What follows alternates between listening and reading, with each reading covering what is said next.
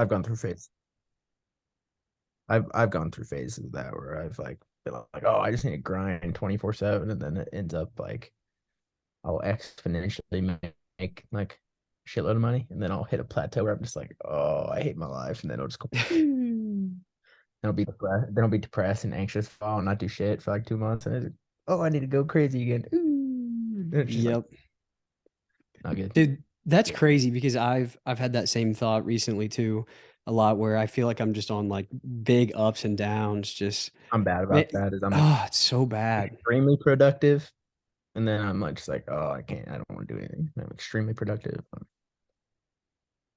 That I'm is the really good bad. thing about like my school and stuff is that it makes me just go there every day and I have classes spread out throughout the day, so I have to be there, have to do I stuff. hold you accountable. Yeah, I Yeah. have to. Yeah, but some days are definitely easier than others. But welcome back, everybody, to Gen Z Diaries podcast with your host, Cade Franks. Today we have a special guest, one of my good buddies, Cole Schumaker. Cole, I'm having you on because of your hunting background, your hunting expertise, how dope you are. Um, I don't know. What else would you like to say about yourself? I'll just let you give yourself the introduction. I'm quite possibly the worst person when it comes to talking about myself. Like, I literally can't. I can talk all day long about anything, but if you like want me to just talk about myself and All then right. Well, I promote can give a myself, background if you'd like me to, which can kind of, and you can kind of like fill in points that I mess up or something. and Okay. let's hear it. So, all right. So it all started, I went to Fort Hayes. I met Cole on the baseball team my freshman year, his sophomore year. Cole had an an infamous party house at our Oh college, god, which we can get into later. But yeah, we can talk anyways, about that. I have a hunting background. I come from family that hunts. That I was raised around firearms, everything. So whenever I got to Kansas, little backstory: my dad grew up in Hayes, Kansas, which is where I went to school and where Cole is from. And so my dad was always like, try to find somebody to take you pheasant hunting or quail hunting because my dad had done that a ton in his life.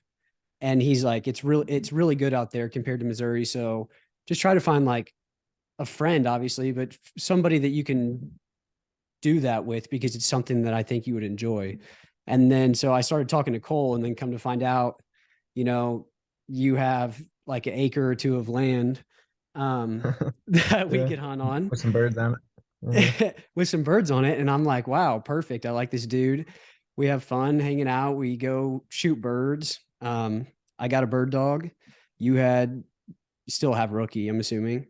Um, yeah, and yeah, our friendship just kind of developed around baseball for that year, and then after that, hunting and just hanging out and yeah. everything. Throw back to So both shagging sessions in the outfield, not yeah, paying attention whatsoever to practice. yeah, and you guys talking shit to me while I'm hitting in BP. Just yanking home runs 40 feet foul to left field. But it was over the fence. Oh no, it That was was just good that was times. just a PO standard, just giving you guys crap. And freshmen, it wasn't as Yeah. bad as we made way more fun of Talon, Oh yeah, for sure, for sure. He was substantially just more. unfortunately he was just the easier target of us all. And I mean, And there was only three of you that yeah, year too, there was so only three of us, so you couldn't really yeah, pick. Yeah, yeah, it wasn't like distributed between 9 or 10 freshmen. It was literally just three of you guys, yeah, yeah, man. and we Okay, sucked. So yeah, that's true. That's true. But I was thinking today about just some of the crazy hunts that we've had, and I just couldn't help but reconsider the Buckeye Patch. Oh, ugh, they mowed the whole thing. oh man, the Buckeye Patch was what? How many acres was It was a it? 240.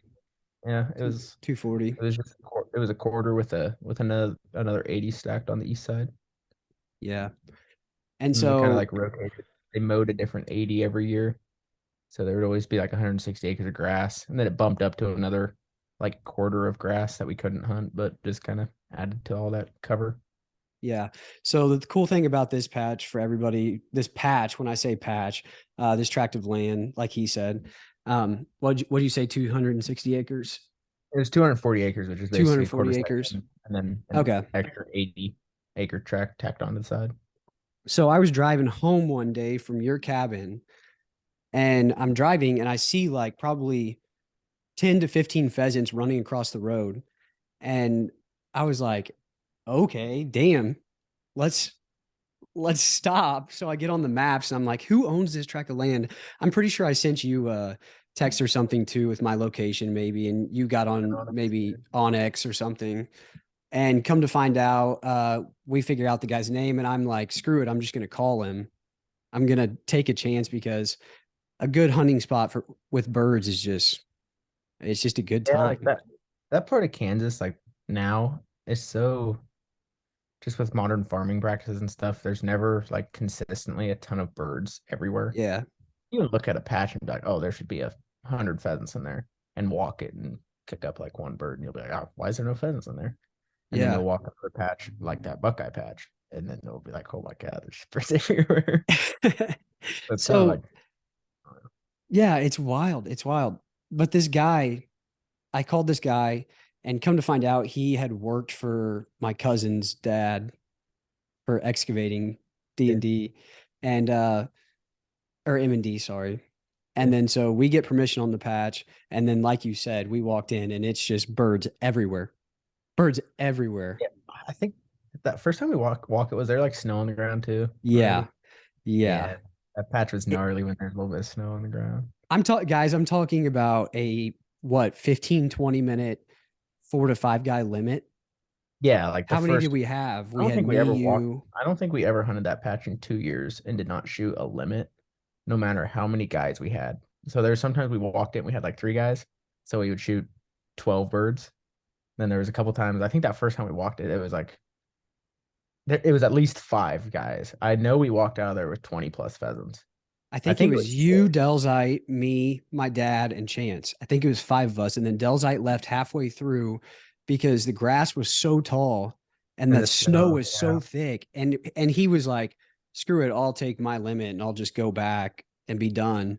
And then me, you, my dad, and Chance continued hunting and just, and I it was mean, one of those patches too annihilated. where the birds always like nobody else could hunt it, and the cover was Yeah, so premier perfect. that it like allowed for such good dog work because the birds would just sit so tight. So it was kind of it wasn't like one of those patches where you're walking and then randomly a pheasant gets up and you have to kind of be quick to and shoot it. It Yeah, was like you knew every time a rooster was about to get up because it dogs would just get it like damn near catch the bird. So I yeah. mean, you could basically kick. It was like a farm hunt almost like in terms of how well the birds sat. It was, well, and a large part of that is because no one had hunted it for so long. So those birds And were very low just, pressure yeah, low pressure, not a lot of foot traffic at and all, basically extremely none. extremely good like habitat too paired with that. And then Perfect. even the 240 acres that we could hunt, then there was another quarter to half section next to it that was just as good of cover that never got to get hunted either. So I mean, Yeah, pheasant they don't know that per se. So you're hunting a lot of birds and a lot of tame birds. a So lot yeah, of we birds. slaughtered them in there every single time.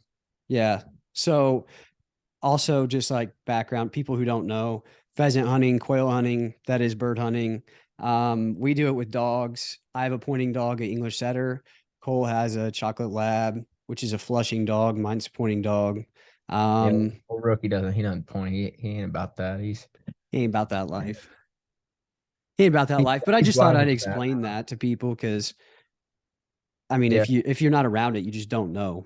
yeah, it's a pretty small cohort of people that upland bird hunt. What so did you guys always have land or was it like since you were born, did you always have that opportunity to go out on your land? Oh yeah, I mean, it's definitely different now than it was when I was little, but I mean, when I was a kid, I have enough familial ties to agriculture and farming on both sides of the family that there's just a lot of relation that owns a lot of ground in that part of the state. It's always had a lot of access. Um, we didn't really ever own ground when I was a kid. We just had access to a lot of it. And just slowly as I've been getting older and then obviously got into the business too, my parents started buying ground and we started leasing ground collectively. So, I mean, we have farms that we own, we have farms that we lease, and we have farms that we just have exclusive permission on, and then we have farms that, you know, anybody and their sister could call the landowner and get permission on, but don't, just because it's out there in that part of the state, and you just kind of got to know that. Um, but yeah, I mean, we always predominantly though like more deer hunting background, and bird hunting was just kind of like the, oh hey, we're done The deer side hunting. Like, gig. other than my, a lot of that was because my dad had, he grew up with Brittany's. My grandpa bred Brittany's, so they were big into bird hunting growing up. And then he got a chocolate lab named Buddy when I was a little kid. That was like a big time bloodline chocolate lab. Like he won it at a Pheasants Forever banquet, everything. And that's, he trained that dog like every day, and that thing was insane. And that was when bird populations in Kansas were also nuts, like early 2000s basically, where he would go out and shoot a limit of birds every single day with that dog, like every day after work would go out and shoot, you know, himself or two, Yeah. three buddies. They would literally, I bet, I mean, there was hundreds of birds shot over that dog every single year. And then some stuff happened and he ended up having to give it away because it, he wasn't an aggressive dog, but he got in a fight with another dog while hunting, and it kind of just changed him a little bit. Like he was way Yeah. edgier after that. And then our neighbor like was hugging him at the house one day and he growled, and then she hugged him again and he bit her on the wrist and like bit the crap out of her. And my dad always just said like, second one of my dogs does that, I'm getting rid of it. Dude, that's what's It would have never bit one of us, but it was just because it was a stranger hugging him. But he got rid of it. And then after that, dude, my dad, like, I bet he has bird hunted 10 times since then. And that was in like 2005. that's so strange because my dad, his entire life has been around a lot of bird dogs, a lot of guys who raised bird dogs as well. And he has even talked about like certain instances where a dog gets it, like you said, attacked by another dog while they're hunting, and something about it just throws Yeah, those dogs off. it like takes a little bit of like their puppy dog innocence away. Like And it, it's like a bad association with the thing they're supposed to love. yeah. Well, and I guess what kind of happened too is like the other dog was real aggressive, and like my dad had to break it up and stuff. And my dad got bit by the other dog while he was taking it apart, and like not that Yeah. big of a deal, but it just, like I say, I mean, that just like kind of ruined bird hunting for my dad. And Yeah. then at that same time, bird population started declining too. So like my dad was Was used to that due to hunting the drought and stuff, or what was? drought, modern farming practices, a lot Yeah. of that stuff. There's a lot that goes into it. Pesticides, herbicides, no-till Mhm. farming, till farming. Like there's just a lot of stuff that goes into bird populations now. Um, Late 90s, early 2000s was like the pinnacle of pheasant hunting in central Kansas. Like my dad, you could have like that Buckeye patch that we were talking about. Every good patch of native cover like that. You could, Yeah. I literally remember going and just walking with my dad on opening day with like the big group that would always come back opening weekend. There'd be 15, 20 guys and they would limit out before lunch. So do the math on that, like 15 times four. That's how many roosters they were shooting in like 4 to 5 patches. Yeah, that's crazy. Yeah. That's unheard of. I So he mean, had like this distorted perception of what pheasant hunting is. So then now, it's better now than it was during that drought. But I mean, when I was in high school and we were in college, there'd be a lot of patches you would walk and you would, 1 to 2 roosters, and you would walk your butt off some days and not kill that many birds. Where my dad was used to walking one patch and, they'd kill a 3-man limit. yeah. We would make that many birds in a whole day. That's what's so upsetting about Missouri is that Missouri has just been on a downhill climb for And that all goes into past happening. 30, 40 years. And now they're starting to do sort of a similar program to Kansas's WIA program. It's called the Missouri Outdoor Recreational Access Program. And it's just like a 3-year grant where from like the 2014 Farm Bill, and they can only accept up to 10,000 acres. So it's not really Hmm. significant. Whereas like the WIA in Kansas, which is like, what is it, walk in hunting access Walk-in hunting area. And area? that's just public. The state just basically leases the acreage out for, depending on what it is predominantly used for a certain period of the year that gives public access. And it's Yeah. not a lot of money. Um, No, but they started it in 1995. So, Missouri's very, very late to the game. does Missouri have CRP programs?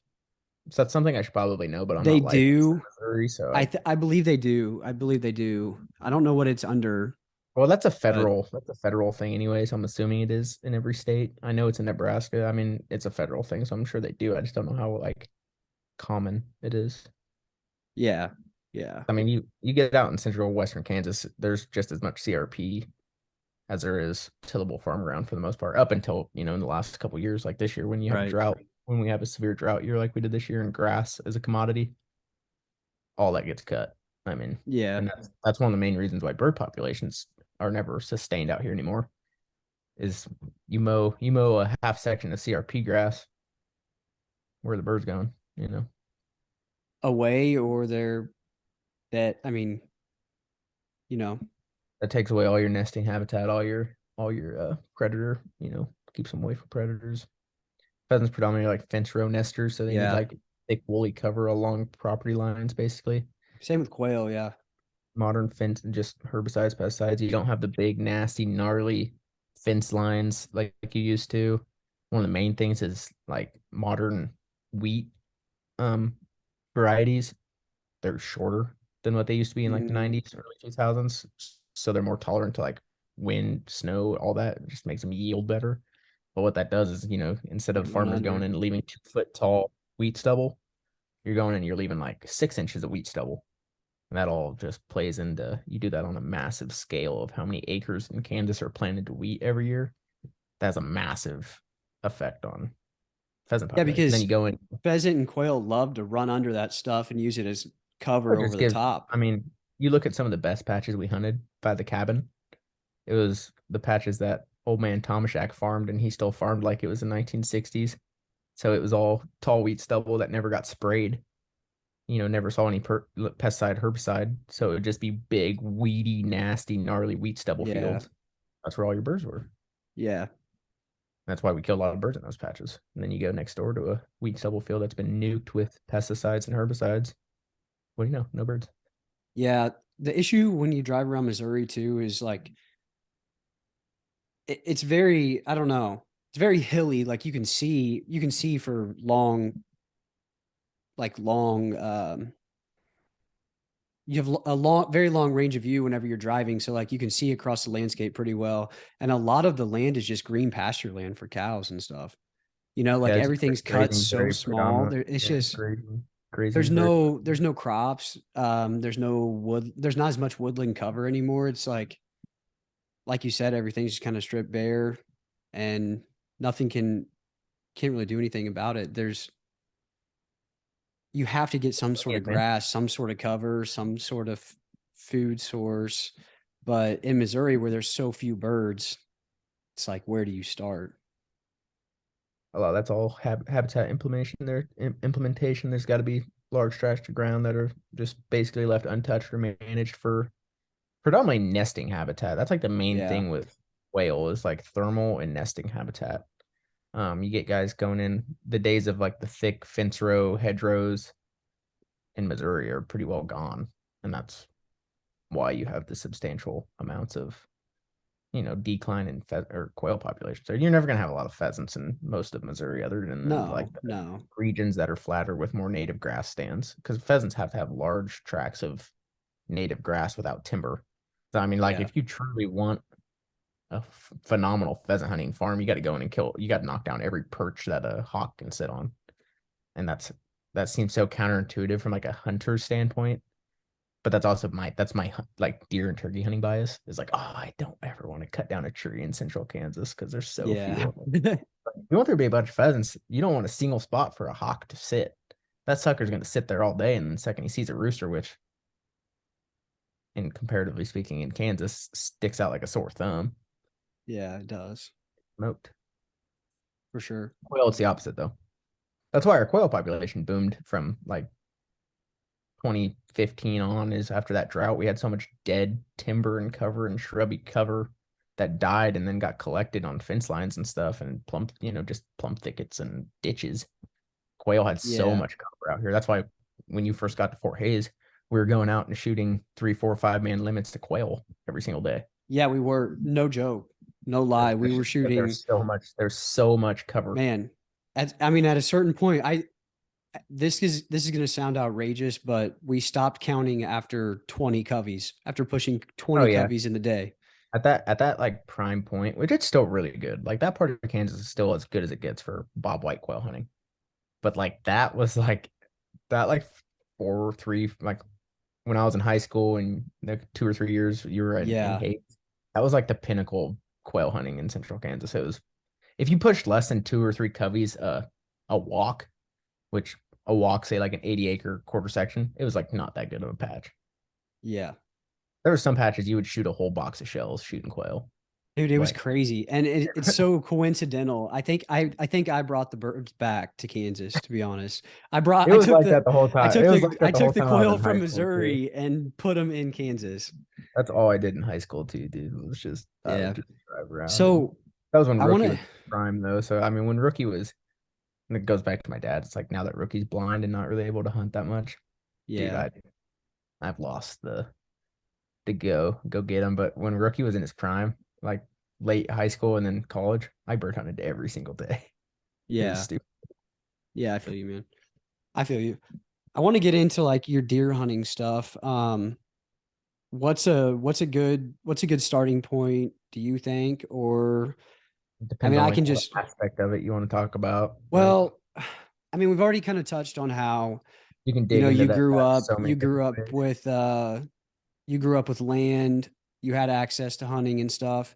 You mentioned how your family was more of a deer hunting family and bird hunting was kind of like a side gig. So I guess we'll just kick off from there.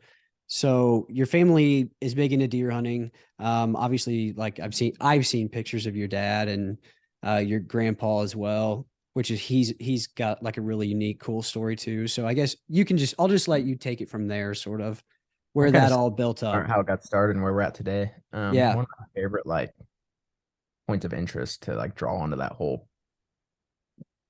like evolution. It's like where our cabin sits and that farm that it sits on is a full section. Um, we bought the first quarter in 2015 when I was a senior in high school. Bought the next quarter, next quarter, next quarter, basically to add on to what it is today. But that farm itself is where I shot my first deer when I was 5 years old. So like way back in the day. yeah, And that's also the same farm where my dad started hunting and my grandpa hunted it way back when they first opened deer hunting in like the 70s and 80s. So it's like my family's deer hunting started on that same farm that we now own and have our cabin and do predominantly our hunting. And that's the farm I hunted all year this year. You know, in today's, today I have access to probably close to 50,000 acres in Kansas to deer hunt.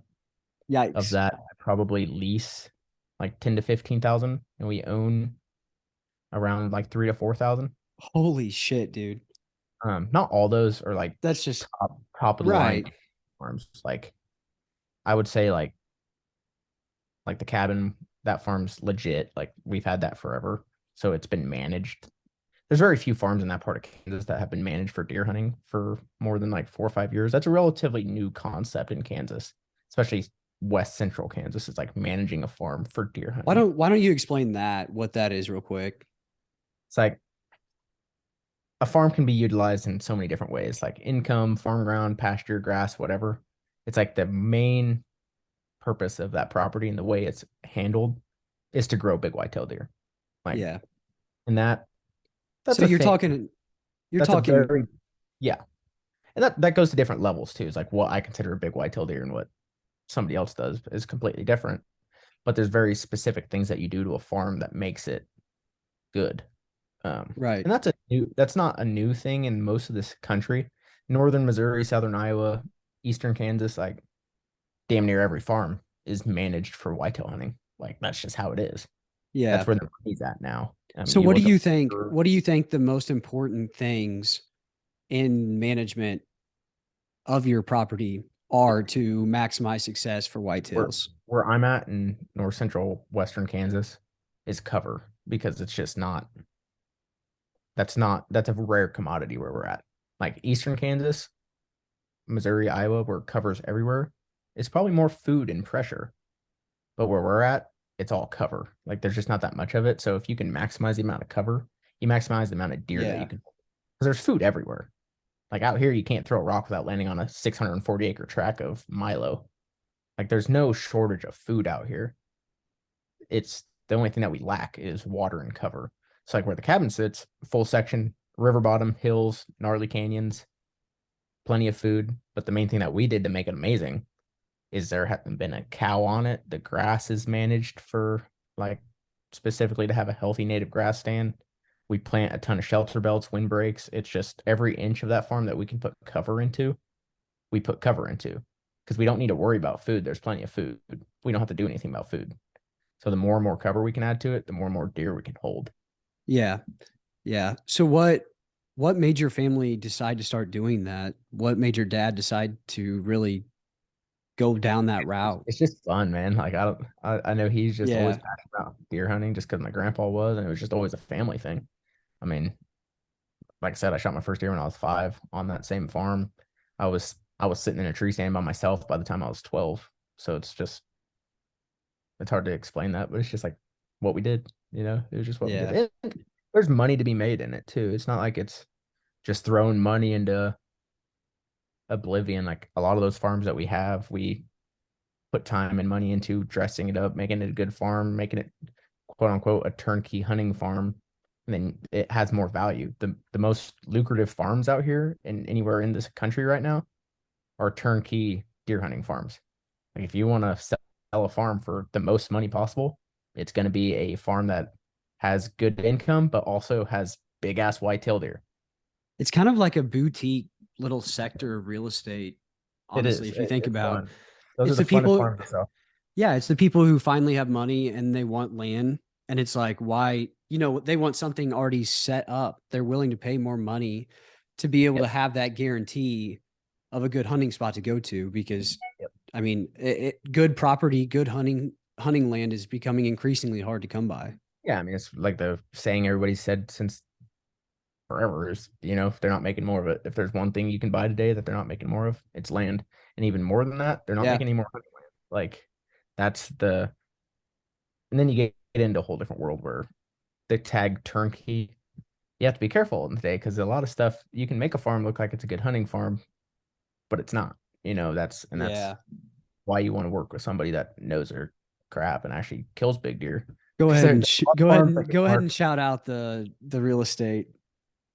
Oh yeah, if you want to shop or list or sell a farm with somebody who does deer hunting,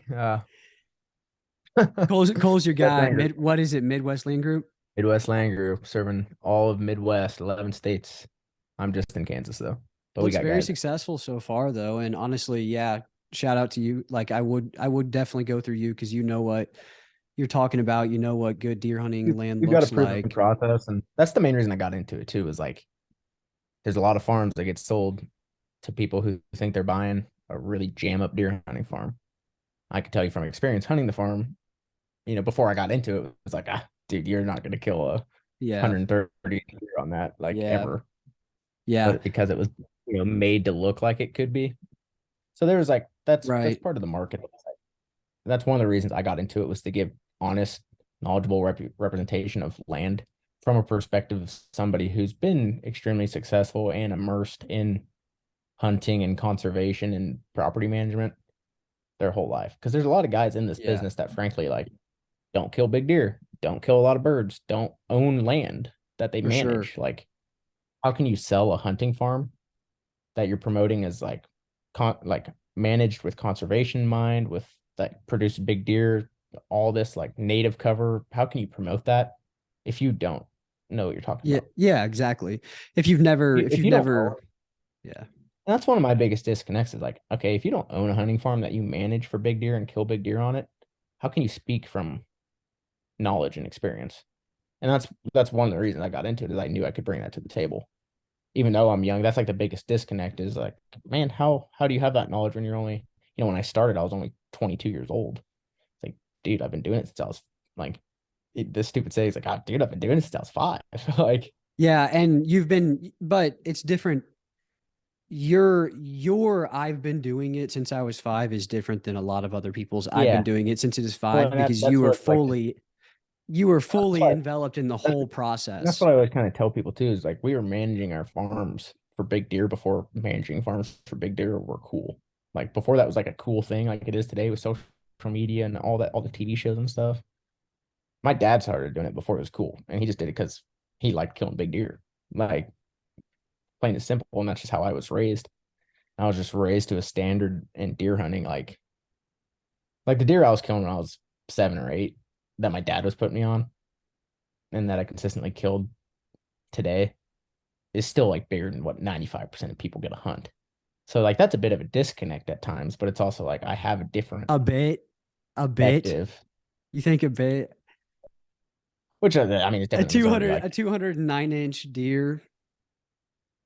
yeah, I mean in the last like four or Uh, five years it's gotten to a different level, but that's because it's just like one of those things like you just keep your expectation just gets higher.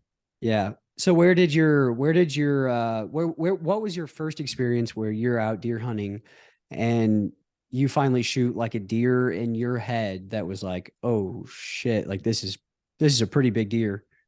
I Did mean, you ever have a every, moment like I mean, that? when I was a little kid, every deer that came out, like the first 4 or 5 years I was hunting, it's like, oh, there's a big buck. I want to shoot it. And my dad's like, all right, don't want to ruin the experience. So every one of those seemed big.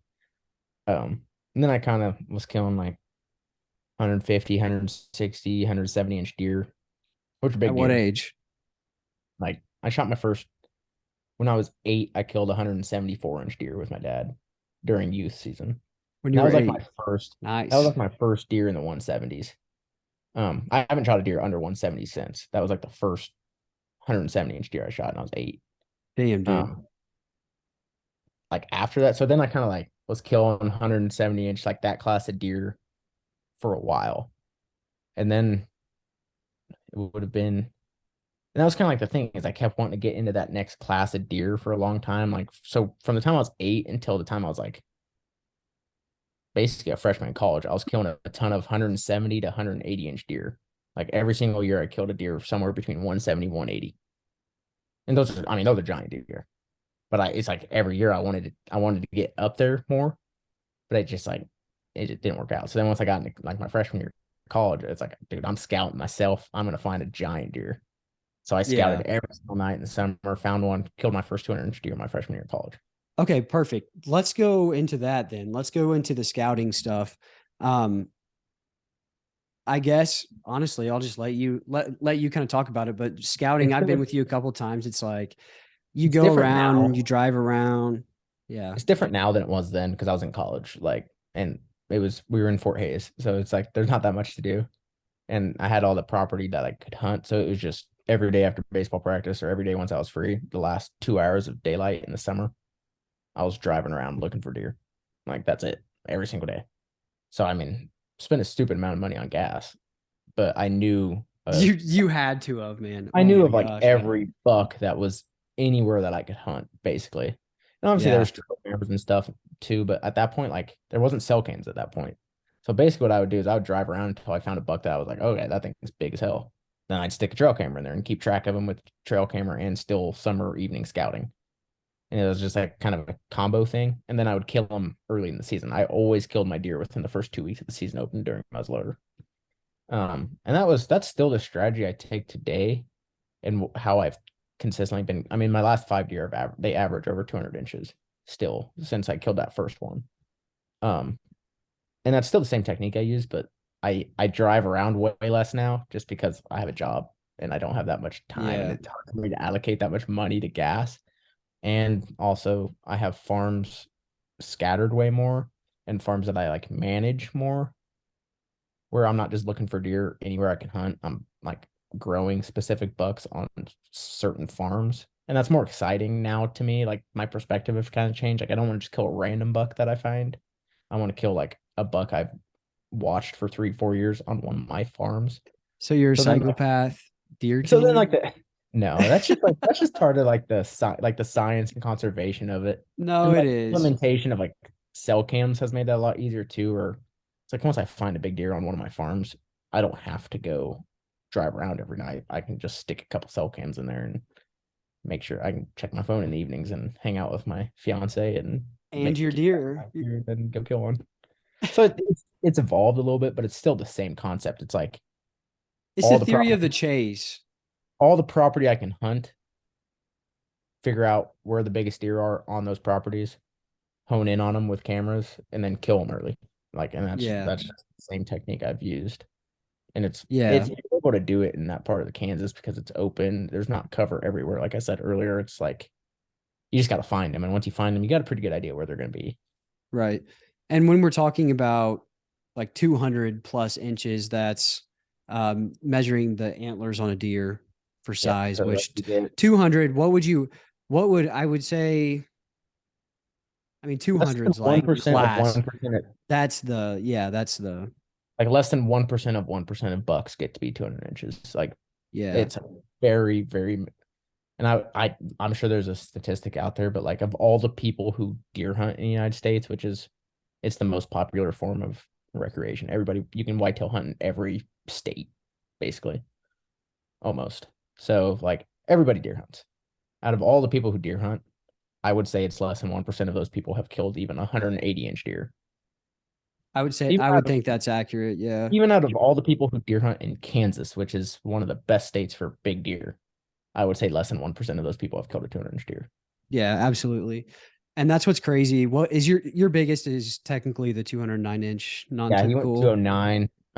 I killed him kind of late in the year, which was kind of uncharacteristic of me.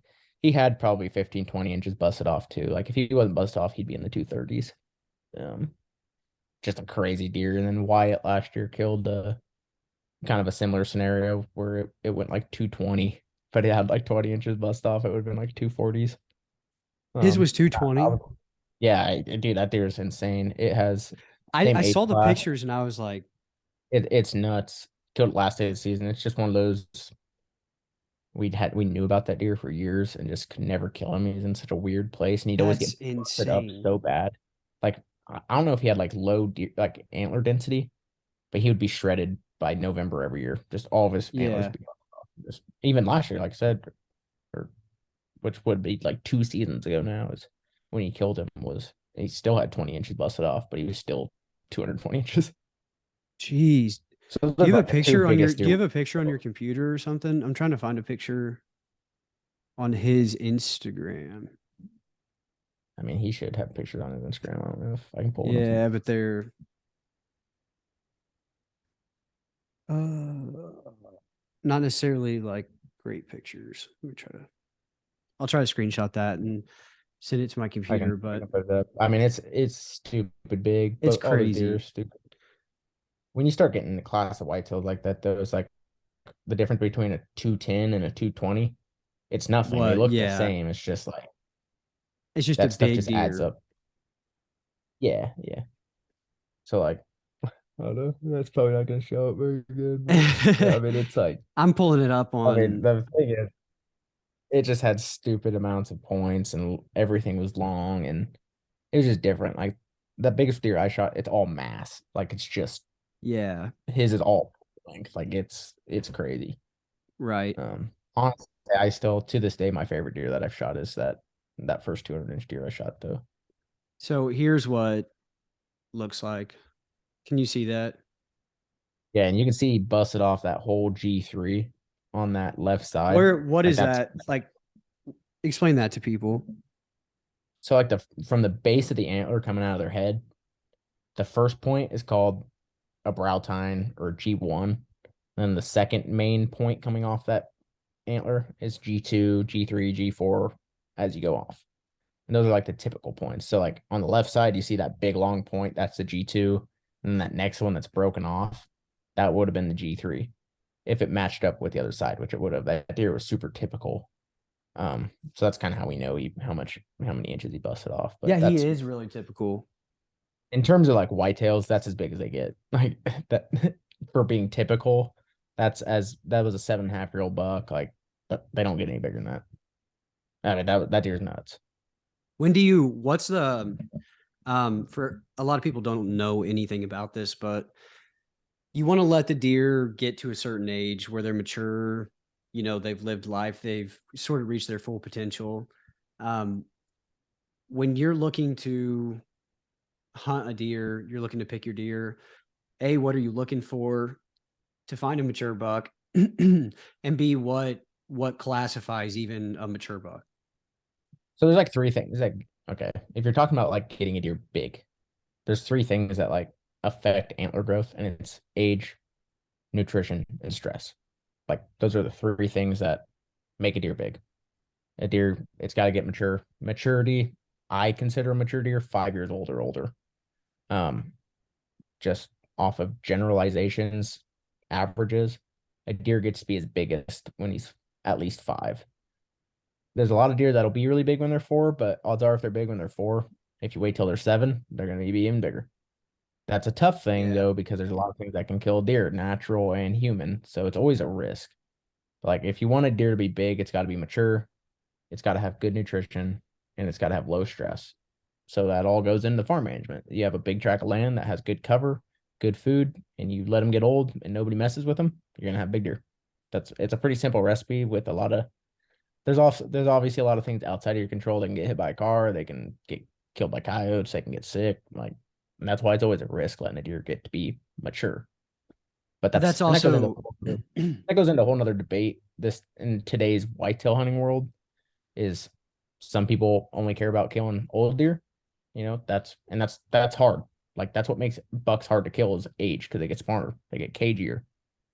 Or there's guys that just want to kill the biggest deer possible. I kind of fall into like a middle ground where it's like I want to kill the biggest deer, but usually the biggest deer is also the oldest buck or at least older. I mean, a lot of those guys that only care about age, they'll kill the 8, 9, 10-year-old buck that's way over the hill and doesn't score that high. I want to kill that buck, but that's like 5, 6, 7 years old. That's also 200 inches. And I don't really want to kill the 7, 8, 9-year-old buck. That's the prime time mature yeah. buck that looks good. He's got a And that just goes got a into good yeah. coat on him.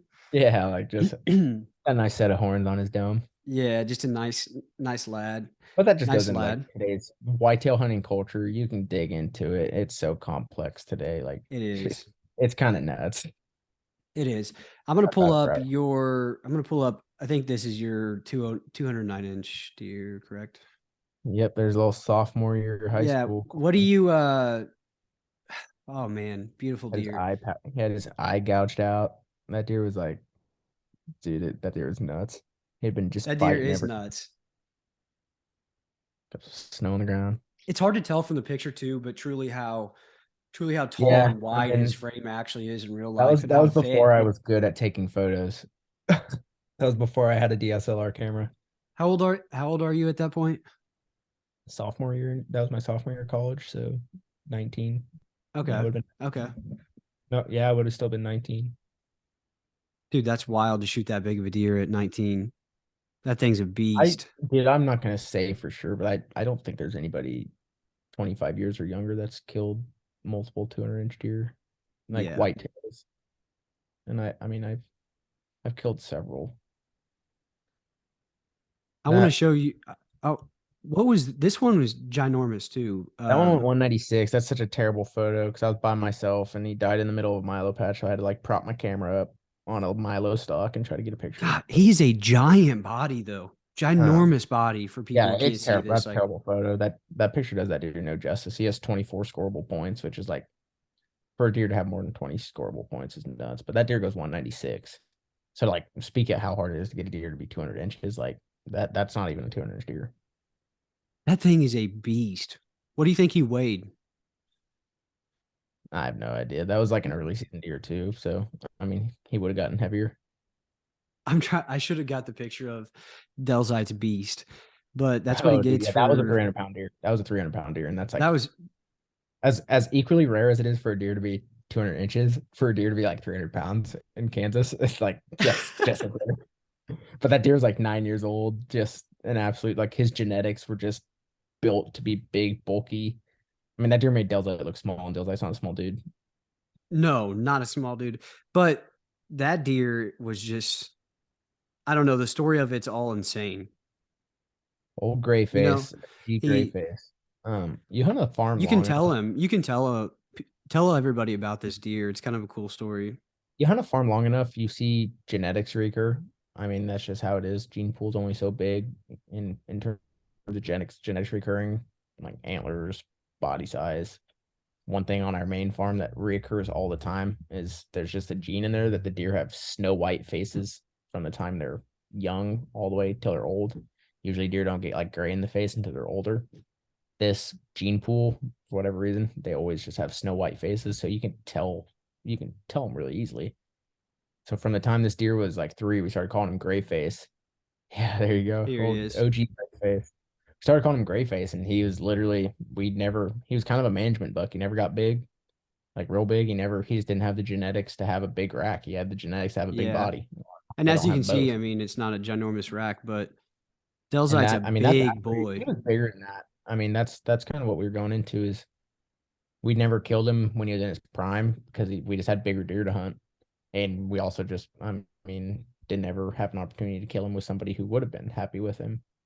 So he got over his prime. And I mean, when Delzite killed him there, he was at least 9 years old.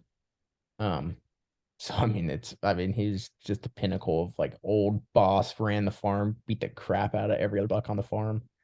And I mean, this is after rut too, so his body's run down a little bit. Like he was bigger than that body wise at probably November because this was Yeah. shot in December. Yeah, he was.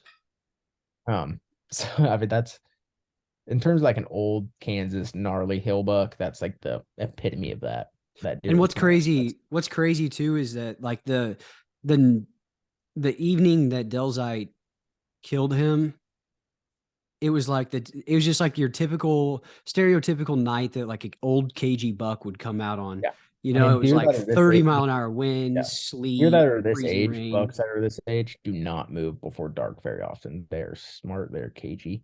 We had like sleet, horizontal sleet, wind, nasty cold. We weren't seeing any deer at all. And what do you know? This deer comes up out of the canyon, and that's the only kind of weather you're gonna have a deer late in the season like this on his feet before dark. And Yeah, that's the right absolutely. place, right time.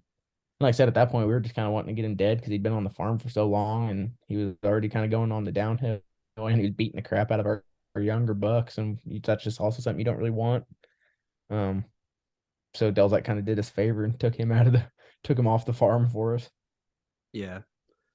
Yeah. This It's was like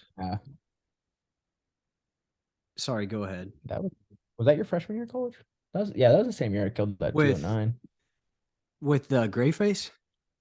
Yeah, I think that was your I think freshman that year, wasn't it? was I think that was sophomore at least. Delzite posted it in 2018, December 2018. So that would have been sophomore. Oh, your sophomore year? Yeah, because my freshman Yeah. year was 2016. Yeah. And like I was saying, like that's one of the things that I come from a biology standpoint in school, and that's one of the things that I enjoy why I enjoy like managing farms now more than I like just killing random deers. Like that farm, that deer, I've seen that deer's genetics reoccur 10 times since he killed that deer. I mean, there's never a year on our farm where that buck was killed where there's not one or two bucks in every age class that you can be like, oh yeah, he's somewhere down the line comes from that buck that Delzite killed. Same rack, same snow white face. And it pisses us off because it's not good genetics, like from in terms No, of managing no. big racks. Not good genetics, but it's just cool to see that keep coming down the The line. characteristics, yeah. That's what makes hunting the same farm for 20 years super fun. You get to just see that. This was cool for me. This was one of those deer sort of for you that you Old did not management, want but yeah. yeah, you did not want the genetics being spread into the rest of the deer around the Yeah. area. But the cool thing about this, like he's just a specimen. He's Oh yeah, for thicky, early, like that was probably like thick what body. first week of October, like bow hunt. I mean, that was a 5 or 6 year old buck, and you could see like that thing was never going to be a 200-inch deer. He's in his prime, and I mean, he's sporting a 2 on the one side, so that's He not is, yeah. from a management standpoint, that's not a buck you want breeding does. Not a great look, but I mean, he's just never going to be those. There's just deer that aren't ever going to turn into anything crazy. And I mean, there are deer that like, man, you don't think he's going to be anything, and then they just blow up out of nowhere. But like, you can see the foundation for a 200-inch deer. Like for a 200 deer to be 200-inch deer, like when he's 3 and 4 years old, you're going to see the foundation for it. And that deer just didn't have it. no, he didn't. He So didn't. I don't need to feed him. He doesn't need to breed my does. He can feed the Franks. Oh, so Oh man, what do you when you're so you're let's even go back to just like you scout your deer, you see your deer, that you decide that you want to try to harvest that year. Then whenever the deer season starts, like what is that process like for you? Are you going out first day? Are you waiting to get a better feel for like where the deer is at a specific time? This Um, year's different. The last 2 years have been different because I started hunting with a bow only. So it kind of ties your hands a little bit of where you can hunt, when you can hunt. Wind, it's just a lot tougher. Before I was bow only and I was muzzleloader hunting, I was getting super aggressive day one, usually killing them in a Milo patch. Like it didn't matter. So that's second week Saturday or second week of September. I'm hunting. And I mean that's how I am now. I'm still hunting every day that I can. But there's some days like you just can't hunt the buck that you want to hunt with a bow. You just can't. You know, you got to be in a tree. You got to be in a blind. The wind's got to be right. The deer's got to be moving. There's times you do more harm than good getting in and bow hunting and access. Getting in and out. You're gonna spook deer. It's just so much different than hunting with a gun. You can just get away with so much more with a yeah, gun. So that's changed a lot of how I hunt, and that also goes into how the farms that I'm managing. It goes hand in hand. I can't just bow hunt every farm that I can access. So that also limits what bucks I can hunt. yeah, for sure, for sure. So are you? What was I going to go through? Have you? So you a lot of people don't understand maybe, but you hunt in like just deer stands that you set up in the trees. Um, but they don't like you also go through I've been with you where we've cut tree limbs for shooting lanes and stuff like that. Um, I mean, I get it's just cool like how you have like such a detailed, intense process, but it also breeds success. So like Yeah, that just goes into like the culture of hunting and just growing up in it. There's so much complexity to it and being successful that you just kind of take for granted as like knowledge that you just have. That like if you're like just getting into deer hunting and you try to do it on your own without anybody like mentoring you, it would be such a trial and error. Like there's so much, and there's still trial and error in it now, but like there's so much yeah, little details that like you just pick up from years of doing it and that like I don't even think about. Like I wouldn't even notice half the stuff that I do that makes me successful deer hunting. right. I get that. I get that. Have you ever had like a deer where you see it and you just get like a little buck fever or Oh, dude, I still anything? get crazy buck fever to this day. Like if the day I stop getting buck fever when I see that one buck that I've been watching for years that I'm trying to kill, then there's no reason to be doing it anymore. Like that's the whole reason you do it. For Like I was sure. hunting buck all hit stick this year, all year, and I mean we were filming for like 2 weeks straight. I think we saw him like 4 or 5 sits during that 2 weeks, and never got into bow range. But every single time I saw him, I was basically like shaking, convulsing in the tree stand, just like keep That's my the crap great part together. about it though, man. Like Yeah, that's why you do it. Yeah, that's why you do it. I remember with you when we went antelope hunting, not to take this in a different direction, but we went antelope hunting, like I was genuinely shaking like Yeah, so bow hunting's bad, fun. so Bow bad, hunting's man. fun. Because it's like you're out in Western Kansas. I didn't even know 2 weeks prior to this that antelope And even existed in Western yeah, Kansas. And I was like, wait, you can just go do this thing and kill an yeah, antelope it's kind of like they're in like a Kansas. weird. What? Pronghorns one are like the only thing in their species, like they're the only species on the planet that they're not related to anything else that's still in existence. Like everything else is extinct. Like they're one out of They're like one. prehistoric, aren't they? Yeah, Sort I mean of. they're old. Like genetically they are old. And it's just super funny because you just get out and just all of a sudden there's no trees and there's antelope and they just stand out in the middle of fields and that's why I do it. It's a fun, refreshing, different kind of hunting than deer hunting. It's Yeah. not, it's, I don't put a lot of pressure into it. I don't really care how big a one I kill. It's just fun. It's different. Um, They are I'm impressive able to because, like you said, they sit in the middle of the entire field because they have great eyesight. So crazy that eyesight. crazy eyesight, so they can see Fastest. everything. And They're the then if you, fastest land mammal other than oh, cheetah in the United or in the world. So yeah, if they they have like spook, no they just natural run. predators really. Yeah, they just run and they'll run in circles. Like they're a weird critter. they're kind of pretty easy to kill with a gun. With a bow, it's a whole nother um ball game. But I Well, like I antelope remember the hunting. time I went with you. I mean, they were some of them were literally spotting us at like 600 yards That was behind a when I was still pretty decoy. green at it too. I've gotten substantially better at antelope hunting since then. I mean, that was just like That was let's only just the go second try year I'd this ever. type of situation. That was only the second year I'd ever done it. Now I've gotten a lot more proficient at it.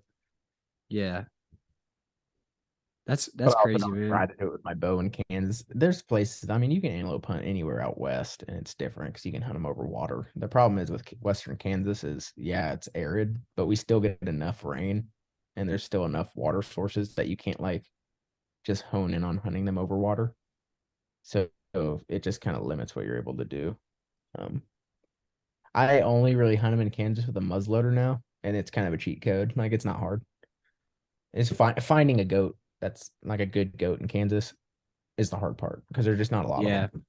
Like statistically, there's anywhere between like 2 and 3 thousand antelope in Kansas, and so it's in a pretty it's pretty small rare. area. Yeah, Just, I mean, the farmers hate them, so you can get permission to hunt them basically everywhere. But it's just finding a good goat is the hard part.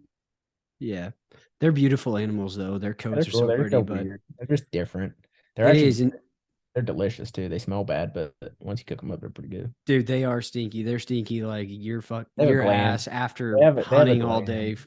after They bird have a hunting all gland on their day. hind legs that like emits a really just I don't even know how to explain it. It's different than any. It's like a tarsal gland on a whitetail, but it's different. It's got a They unique smell. smell, though. Yeah, they smell bad. They're so weird, dude. Their Yeah, hair is hollow, where if you drag them, every hair on the body will rip out right away. They're just weird, dude. They're the they are. only animal that sheds their horn every year. Like they're weird. I Their don't know. horns are also made out of their just hairs, Yeah, it's just just keratin. hairs. Yeah, it's like a rhino horn. It's just like a rhino horn or anything like that, but they shed it, so it's like a sheath, and then under that's the. It's weird.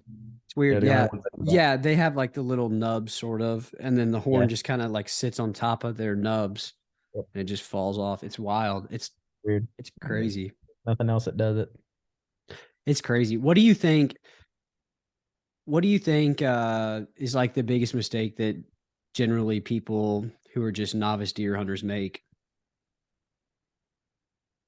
Ah, man, just I get maybe that's too broad of a question. spending too Um, much time not scouting. I mean, that's at least for my area. Like, if you have access, it's just not scouting. Like, just not putting the time in beforehand. Like that's 90% of it. And then probably just like that's a tough question. I would say like a novice guy, like just getting into hunting is like spend more time scouting and getting access to a good farm than just hunting. Like that's part of being a good hunter and being good at deer hunting is going where getting the animals are access at. to good hunting spots. Like Yeah, that's the part that people forget. It's like, okay, if you want to be a good hunter, it's not just being good at killing deer. Like you gotta be good at being able to hunt where there's deer and big deer. And that's a huge part of the game. So I would say like just scouting and finding a good spot to hunt. And then after that, I mean, if you're proficient with your weapon, it's just time. Just and that all goes back into scouting. It's all just time spent. You got to be able to allocate time. And it's one of yeah, the reasons why I don't want to downplay it. Like one of the reasons I was wildly successful at deer hunting, especially when I was in college and even now with my career that I have now, is I'm able to allocate a lot of time and yeah, resources to deer hunting. And that's a big part of why I'm successful. But a lot of the deer, every 200-inch deer I've killed has been on properties that anybody could hunt. That's right. one crazy statistic. I've killed a lot of big bucks on farms that, we own and lease, but all the 200-inch deer I've shot have been on just random, hey, can I hunt? Sure, go ahead spots. And I'm dead serious. A lot of people don't ask anymore, though. I realize that, but it's good. That's all time and effort. Like that's all goes into scouting, whether it's scouting on Onyx, scouting, driving around, calling people, sending letters. That's like if you're gonna spend a bunch of time doing something, that's when you're gonna kill big deer, is Yeah, for sure, finding getting access. for sure. Most But it's people just just drive like out, go spend a bunch of time hitting random walking spots. And yeah, you might luck into a big deer, but to consistently kill big deer, the name of the game is like access to spots that produce big deer and knowing where they're at yeah, and finding them. You yeah. gotta find them. For myself too, in Hayes, where um I was just hunting public land most of the time if I wasn't with you or, something like that. So I would drive around a lot. And while I was hunting, there was not a second that my eyes were not peeled to the side of the road trying to find birds Oh and yeah, trying to dude, that's see just signs. That's just what it's about. You just have to find the land. You have to go out of your way, like I did with the Buckeye patch, even, and just and that's make the how call, I am. Like, shoot your that's shot. something that got like hardwired in my brain is like when I drive around, it's like, oh dude, I bet that's good for deer. Just like everything I'm always looking when I'm driving to Kansas City, like on the highway, just like looking at farms on the road. It's like, oh dude, I bet like if I hunted that, I'd set up here, I'd do this to that farm, I'd do that to that farm.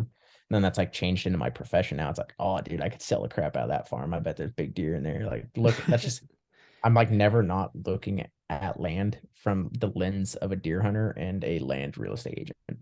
Mhm. So it's kind of fun. That's how I like drive around constantly. But it's perfect because with Or your I just scroll through background, Onyx all day long. yeah, It's like, oh yeah, dude, that farm's badass.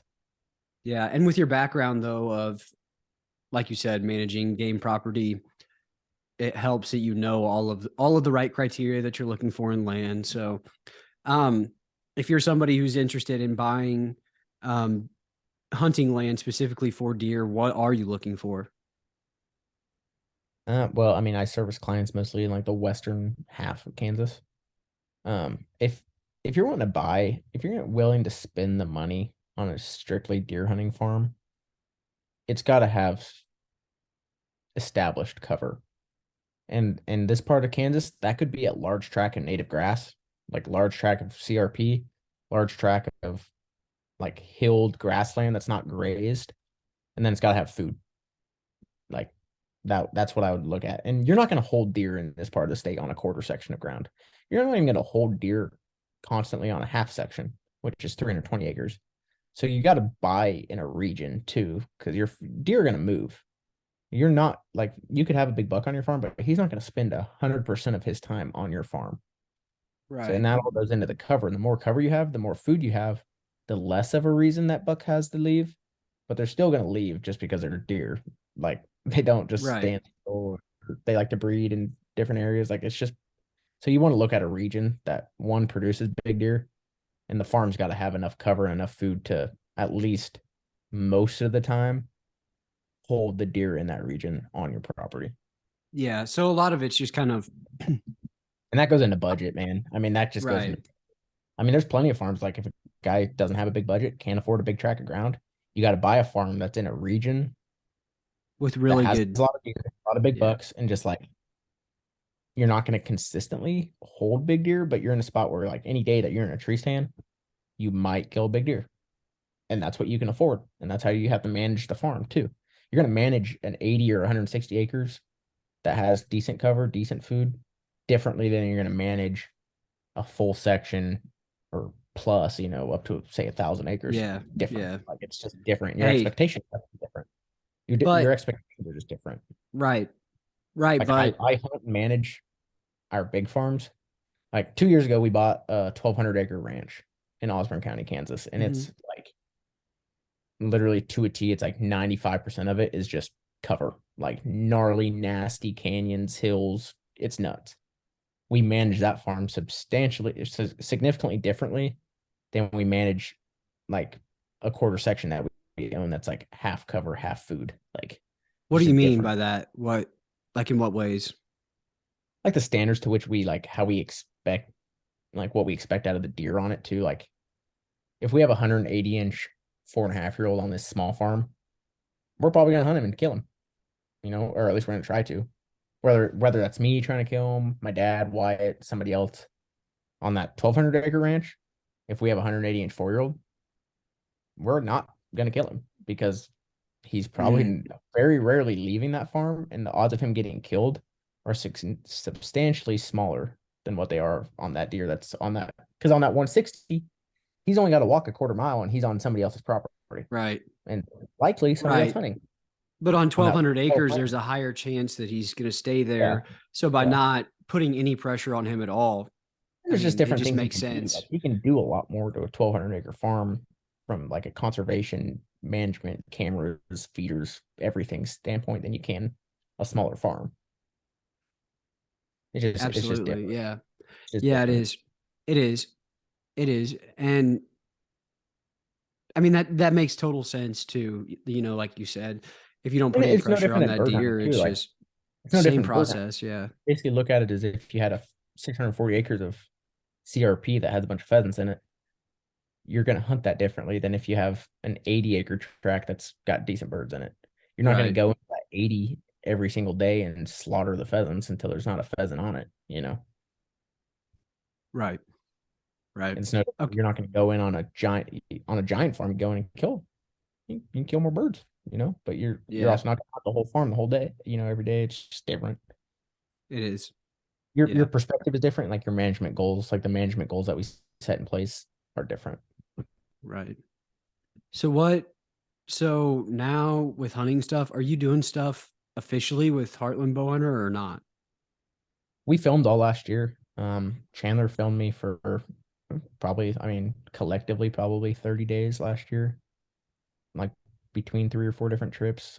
I'm sure we own that 1,200-acre farm we own with the Lucktals, which Sean's, one of the co-founders of HB. So we'll do a lot of filming on stuff like that. My accident kind of put that to an end at the end of deer season, so I wasn't able to finish out the deer season. But we'll get into it again next year. So yeah, I think we're pretty Yeah. much set in stone filming. If we ever do get hit stick dead on camera, that'll be a pretty crazy episode. Um, Last year, Big Sauce, the buck I killed last year, Big Sauce. That's like one of the episodes on this previous year of HB's season. Yeah. Yeah. Heartland Bowhunter, by the way, is um predominantly a filming like a video Media hunting kind of. show media. Yeah. They're immersed in the outdoor industry in a lot of different ways. They Yeah. produce several shows outside of their own. They produce 4 shows of their own. They do just a lot of stuff on YouTube now. They're getting a lot more immersed in YouTube. A lot of like promotional marketing you see for a lot of outdoor branding is done by Heartland Bowhunter. They just do photography and videography at a whole different level than They're what's very good. standard. Yeah. That's what they take pride in, is literally doing like the cinematics and photography and everything that they do is to the nth degree of what's standard in the outdoor industry. And you can see it today. Like a lot of the other shows are like trying to chase that, but they just have the bar set so high. They're Mhm. sister companies with my brokerage. Basically, they do a lot of the same guys that are with Midwest Land Group or with HB and vice versa. And they do a lot of the marketing and stuff for us. And it's just the same, trying to set like the highest standard in the industry is basically the goal. Yeah. What is Not that? necessarily. What does that entitle for you then? Um, in terms of your work with them, because you've already had actually today I looked up on YouTube, you can find it on YouTube, the episode where you hunt Big Sauce, you know, Hmm. which is just a name for a deer, by the way, for Yeah, that's just everybody kind of how who we like doesn't know. It's you coordinate them. just It's like characterize them in you a keep certain way. track of Yeah. them basically over years. It's like, oh, big. It's more of like a tool to use when you're like conversing and referring to a specific animal. It's It just sounds kind of easier. weird. It's a lot easier to just Outside of say the it. whitetail world, it's like, oh, they name them before they kill them. Like I see where that's weird, but it's like it's better than being like, oh, that one buck in that one farm in that one area. It's better just be like, hey, I'm gonna go hunt Big Sauce tonight. It's like, okay, Right. what buck is Big Sauce? Yeah, Cool. it's just a communication thing. Like, oh, hey, I shot Big Sauce. Oh, cool. I know exactly what deer you shot. Yeah. And then it's But just, that video is on YouTube, and that's kind of crazy. That situation too, where that was a lot. you're in a Milo field and you shoot its muzzleloader, right? Hmm. You shoot, you see him run off, and you're like, Which "Gosh, does not dang it! I ever, think that I has never missed." happened to me. Like, That has never happened to me before. At that point, that shot, I'm only 20 yards away. that's Like it's hard insane. to tell That's based on like insane. the angles of the camera. Because Sean was actually further behind us filming too. And then Chandler was right over my shoulder. So kind of hard to tell. So you were only I've 20 never yards had that. away. When I missed him, I was 20 yards away. When I killed him, I was 16.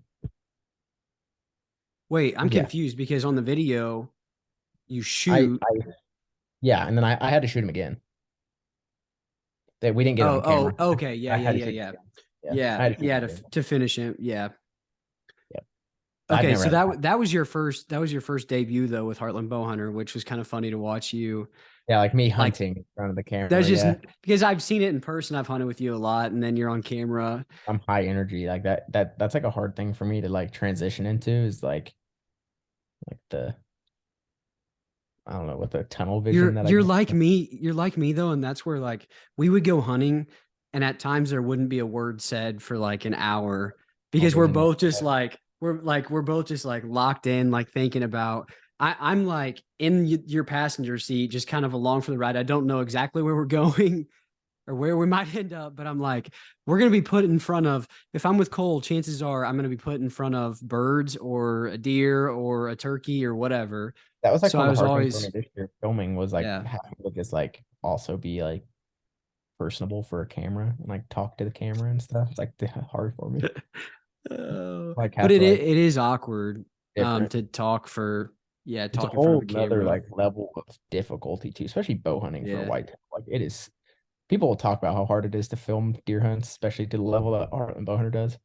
Until you actually do it, dude, it is hard. But It is. You got to catch everything in the perfect angle. And a lot of times in nature, in deer hunting, in pheasant hunting, quail hunting, nothing's perfect. Nothing ever even just works like out the way you want it to. the carrying and using of the equipment that's necessary too. It's just like it's one thing just to walk into one tree stand, one blind with one bow, climb in and kill deer.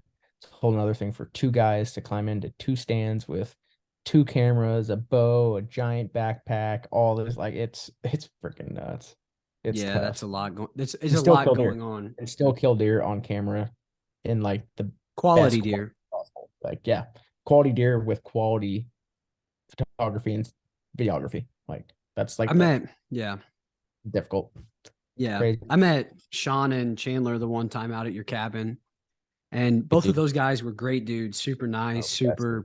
super Definitely. personable. I've only met They them both on a just had limited babies. amount, but They oh, they both they both both did. had babies. Yeah, Chandler's a new dad. That's exciting. That's He has a exciting. little girl. Little girl. He just had her in December. I actually randomly have him on Snapchat, I think, He's still. funny. So occasionally I'll just like slide in if I see like a post of you or like they're out doing something. But Me and Chandler that's got a real really cozy. cool organization. Um, and that's cool that you're able to be a part of it. Honestly, that's probably kind of like a little dream come true. Yeah, like Midwest Land Group, Heart and Bow Hunter, hunting, all that stuff just kind of cohesively fit together. Not what I went to school for. Just kind of got started into. I mean, me and Sean Larry just started hunting together because we just started talking on Instagram, and then he just came and shot a Yeah. deer. Like, just good Yeah. buddies now. And yeah, like I said, now we own farms together and stuff, and we've hunted all over the Midwest, a few states. I'm sure we'll hunt some more states, but yeah, I mean it's crazy. Are you ever do you have any plans in the future of like a crazy hunt that you're going to go on? Dude, if I don't draw an elk tag this year, I will buy an elk tag. I haven't drawn the last 2 years. I took my dad last year just as like a Father's Day kind of thank you. I do a lot of business with my dad. But I haven't shot an elk myself in like 3 or 4 years, and it's been 3 or 4 years too long. I definitely want to go black bear hunting again. We were going to this year, but that accident we got into just kind of put all that stuff on the back burner. Yeah. Uh, but I definitely still want to go. I want to go back to Montana at some point. Dude, Um, Montana was such a crazy trip for I'm everybody. sure We took a just some trip. dreams. We had no idea what we were doing. We went way too early.